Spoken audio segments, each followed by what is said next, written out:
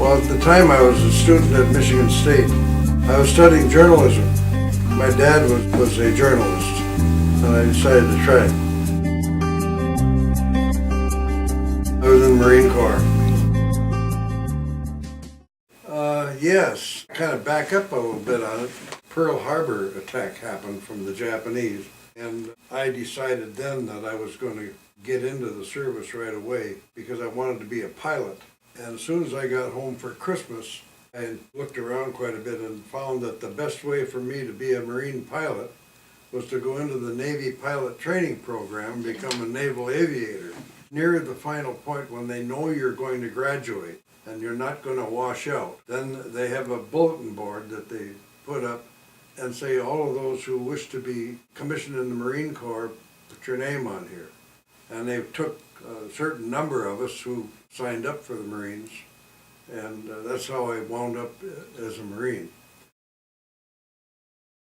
I had to wait a long time before they called me to active duty. In order to keep us busy, first they sent us to a flying school right here in Marquette, and we learned to fly on aircraft with skis in the middle of the winter. And we had enough time by spring to have a private pilot's license. They still didn't have room for us. We were sent then to Madison, Wisconsin, where we were put into an advanced civilian course where we learned some aerobatic flying. Finally went to active duty on the 1st of October of 1942. We had 10 weeks of boot camp. No flying. We had to learn how to be soldiers. Finally, right around Christmas time, we began flying. And we were in Glenview, Illinois.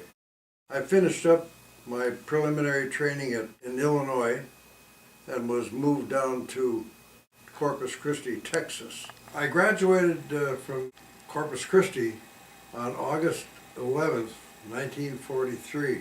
6 days later, I married my wife. We'll have our 70th anniversary this August. I was assigned to the West Coast, to a big Marine base out there, and put into dive bomber training. And we trained for 7 months and dive bombed every day. A typical dive was from 12,000 feet straight down, and when we came out at the bottom, we were at about 900 feet. We released our bomb at 1,800. We made that trip from 12,000 feet to 900 feet in 26 seconds. There was one island that we flew and did bombing on. That was called Yap Island. It was a different feeling because the first thing that happened to us, we were stripped to the waist and we had to walk down with our hands on our hips, and we got needles stuck in both sides and the hind end and everything else. And there was a big football player right in front of me, big, huge guy, and he'd been a college football player. He got all poked and took about 2 steps and fainted.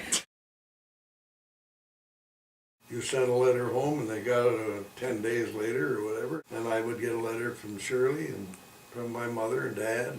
It would be a week and a half or so to get to me.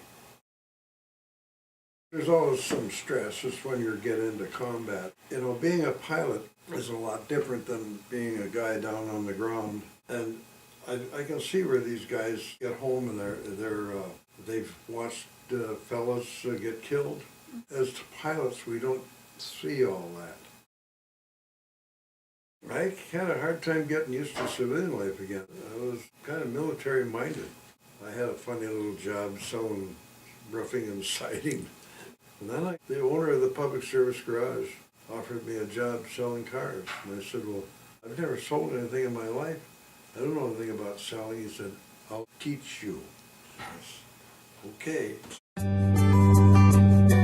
I thought it was a great experience for me, and it taught me discipline, taught me self-discipline a little more, and I would recommend it for anybody to spend a couple of years in the service. Go and volunteer for 2 or 3 years. It won't fit everybody. I just felt that it was a very good thing for me.